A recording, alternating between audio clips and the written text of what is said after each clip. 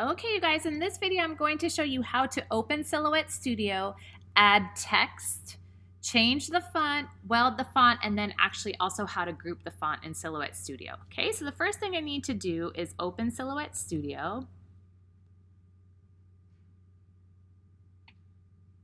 And then over here on the left-hand side, I'm going to click this letter A for text, and then I'm just going to type in the word grateful.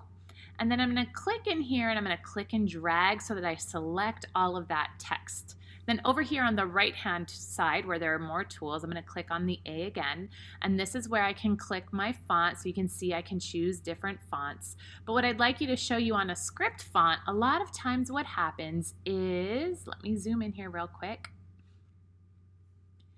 these letters kind of overlap. And what happens is if you actually sent this to the cutter, it would actually cut those letters and then it would mess it up because it would have these pukas in it or these holes. So what you're going to do is you're going to do something called welding. So up here in this toolbar, you're going to click on this little icon and that welds these letters together, so you see now you won't have that problem. But the other thing it does is it separates this word into different objects. So what you want to do is you want to be able to group these objects. So if you click and drag and select all of these letters, then you go up to Object and Group.